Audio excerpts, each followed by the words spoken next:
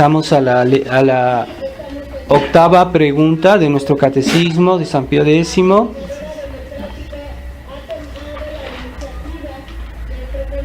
¿Dios ha existido siempre? Es la pregunta número 8. Respuesta: Dios ha existido siempre y siempre existirá. Él es eterno. Entonces, en esta pregunta se trata la cuestión de la eternidad de Dios.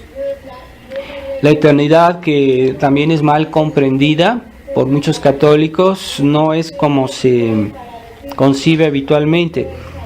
Dios es eterno porque no tiene principio, ni tiene fin, ni tiene sucesión como nosotros en el tiempo. Quiere decir que un día estamos bien, otro día no estamos bien. Nosotros cambiamos, nosotros crecemos, nosotros envejecemos.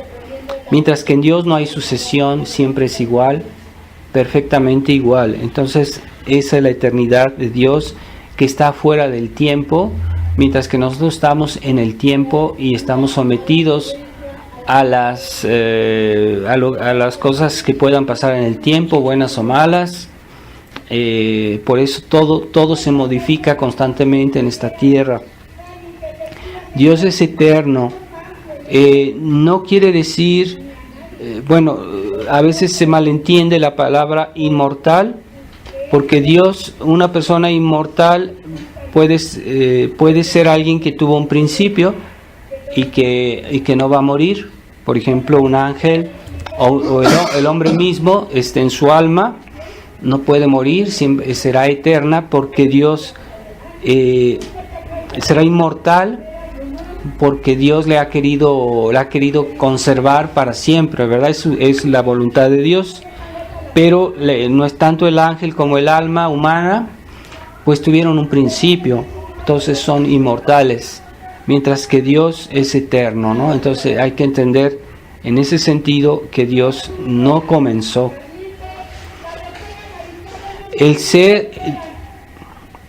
El ser necesario e inmutable no puede tener principio. Dios, siendo un ser necesario, o sea que no puede no existir, inmutable, que no puede cambiar, o sea, el hecho de comenzar a existir ya es que comenzó a momento dado y que no siempre fue inmutable. Entonces Dios, siendo inmutable e innecesario, tiene que ser eterno. Y Dios no pudo ser causado porque justamente es necesario, y también inmutable quiere decir que no pudo comenzar, siempre fue. Dios no tiene fin, porque todo depende de Él y Él no depende de nadie. Entonces Dios no tiene un fin, no está determinado por nosotros. Nosotros somos corruptibles, podemos cambiar, podemos enfermarnos, podemos modificar nuestra vida corporal, pero en Dios no hay ese cambio de toda eternidad.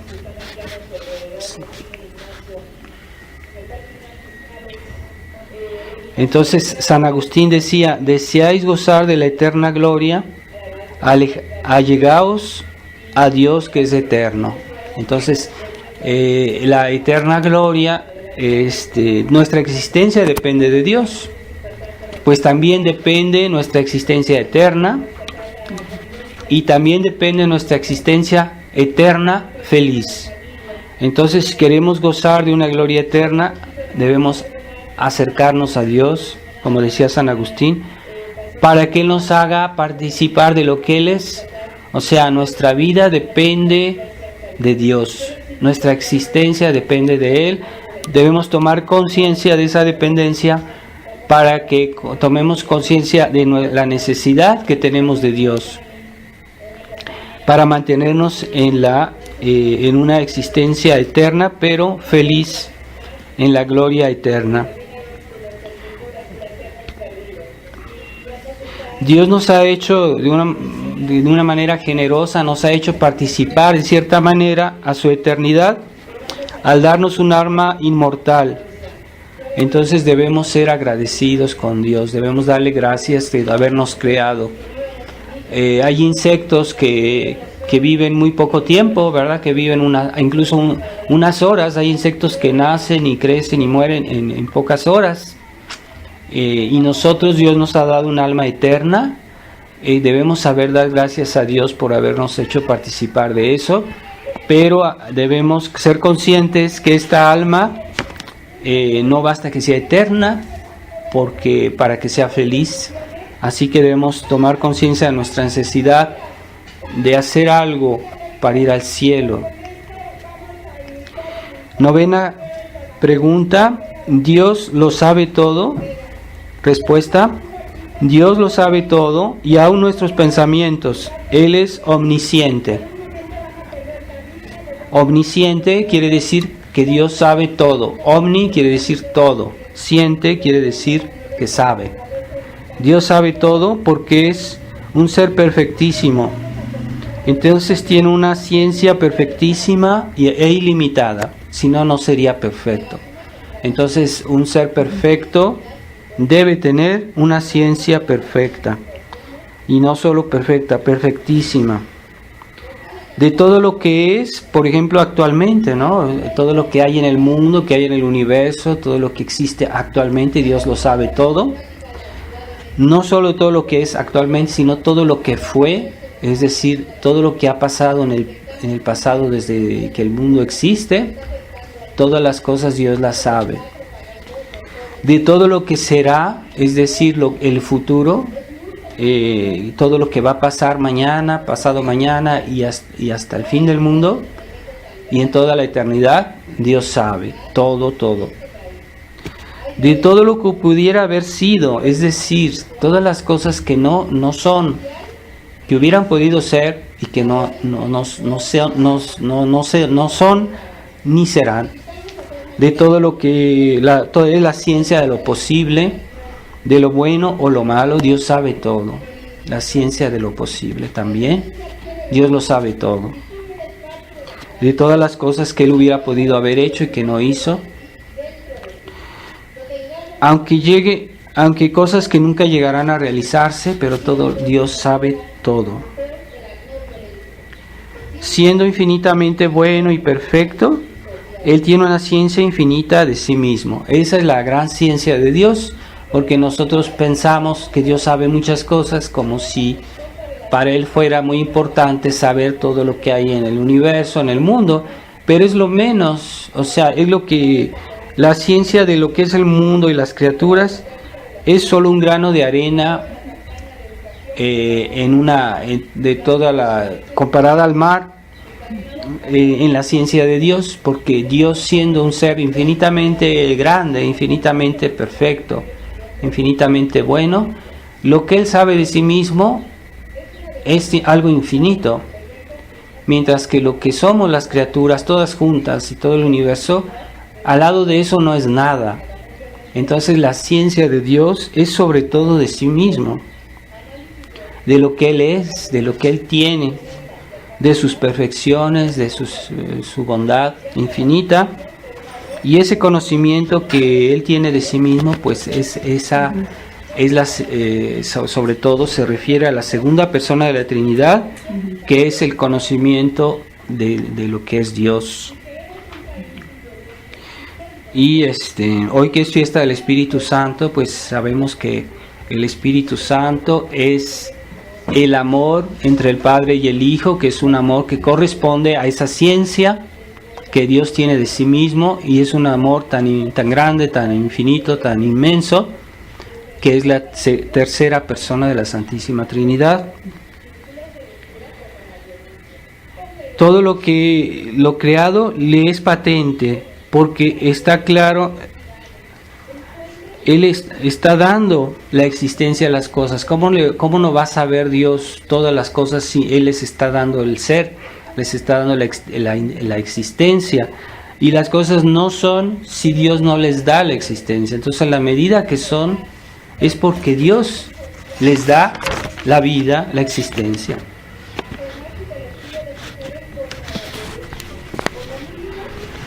Entonces cuando vemos la diversidad, la belleza de las cosas que Dios ha hecho, eso nada más que es un pequeño reflejo de las perfecciones de Dios que están en Él y que se reflejan en las criaturas. Es algo pequeño respecto a Dios. Pues bien, hay gente que se deja encandilar, se deja avasallar por todo lo que ve en el mundo y viven para conocer las cosas del mundo, las cosas naturales, y no piensan que todo eso viene de Dios y que comparado a Dios no es nada. Pero entonces se dejan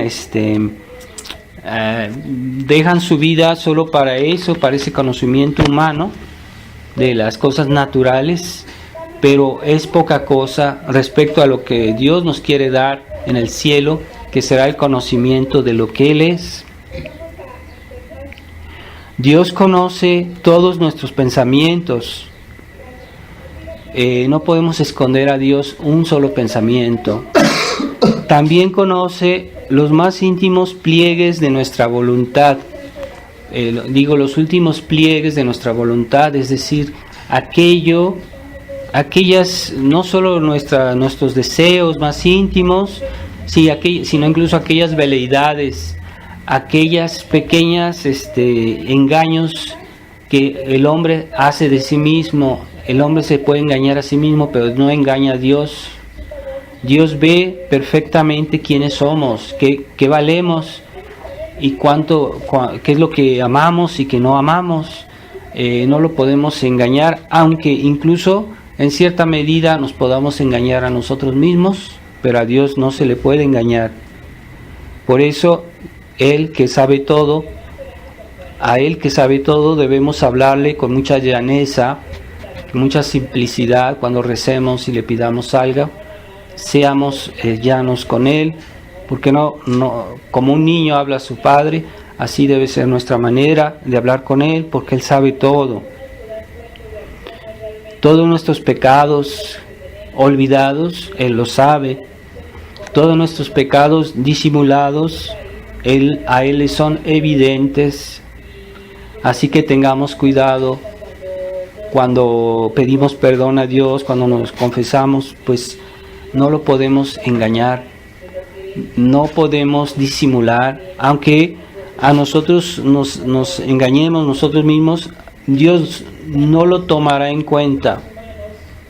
Esas personas que creen que porque se engañan a sí mismas, Dios lo va a olvidar, están en una ilusión. Dios no lo tomará en cuenta, esas pequeñas hipocresías, esas pequeñas negligencias, no las tomará en cuenta. Dios nos juzgará conforme a toda verdad. Así que hay que tener mucho cuidado en juzgarnos a nosotros mismos para no ser juzgados. Hay un ejemplo de un escritor italiano que era muy, muy famoso, que se llamaba Alejandro Manzoni, que cuando él cuenta que cuando era niño una vez fue con su papá a un convento, y mientras su papá hablaba con los sacerdotes, el niño se fue a ver qué había por ahí y entró a una cocina y vio que había manzanas y muy bonitas y quiso tomar una, pero en la pared vio en ese momento que había un escrito que decía: Dios te ve. Cuando vio ese letrero, enseguida dejó la manzana y se fue, porque comprendió que Dios lo estaba viendo y que no debía robar. Así que nosotros deberíamos tener siempre presente que Dios nos ve, que Dios nos está observando en todo lo que hacemos. Eso, si realmente lo tomamos en serio, sería un gran obstáculo para que pequemos. Y nos ayudaría mucho la presencia de Dios, y la presencia de Dios por su conciencia de todas las cosas. Y esa ciencia de Dios también se manifiesta, por ejemplo, en las profecías del Antiguo Testamento, en las cuales están impregnadas completamente de las profecías del Mesías que debía venir, de Jesucristo.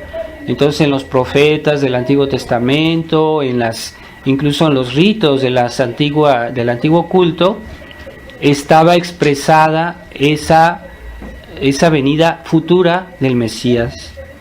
Y todas esas profecías se realizaron completamente, perfectamente, cuando Jesucristo vino, en su pasión, cómo nació, cómo sufrió. Toda su vida está descrita en las profecías. Eso, Dios sabía el futuro y ahí nos lo describió para que el Mesías fuera recibido cuando vino. Desgraciadamente el pueblo judío no lo quiso recibir, no quiso aceptar, o sea, las mismas profecías que ellos custodiaban, no las quisieron hacer eficaces en su vida. Entonces de ahí el drama, ¿no?, de la infidelidad del pueblo judío. Hay algo también que es contra la omnisciencia de Dios, es el enciclopedismo que nació con la Revolución Francesa, que es una corriente que pretendía escribir las enciclopedias naturalistas, en las cuales se hablaba de todo menos de Dios, de todas las ciencias naturales menos de las ciencias sobrenaturales. Se negligía la teología, no se tomaba en cuenta la revelación de Dios por el Mesías. Entonces ese enciclopedismo que todavía sigue vigente en la sociedad moderna, que pretende por la ciencia saber todo y no saben que una parte de la realidad, que es la naturaleza, está bien, estudian las ciencias naturales, incluso no siempre como debieran, pero aunque fuera de una manera justa, de todos modos es una parte de la realidad, pero ellos pretenden abarcar todo y es mentira.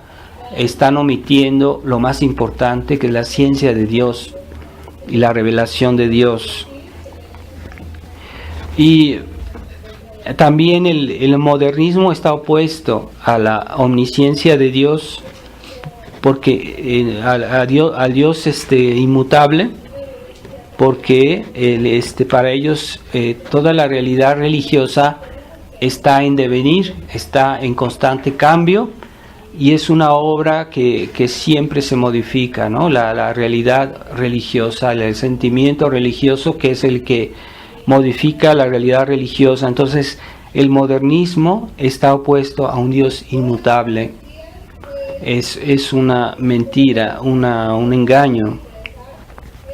El modernismo también sugiere la idea de un Dios a la medida del hombre, mientras que nosotros somos los que estamos en total dependencia de Dios. No es Dios a la medida del hombre, es el hombre que debe ser a la medida de Dios. Ahí está el engaño. Entonces hoy para el modernismo, la iglesia conciliar, todo es para el hombre, todo está orientado al hombre. No, el hombre está al servicio de Dios, el hombre está orientado a Dios. Entonces, si el hombre es mutable, el hombre cambia, el hombre se degrada, entonces, pues Dios, ¿cómo va a estar al servicio del hombre? Porque Dios es inmutable, Dios es perfecto, Dios es inmutable y sabe todo perfectamente. Y esa ciencia es inmutable en Dios. Entonces, ahí el engaño de ese espíritu naturalista que hoy es tan frecuente.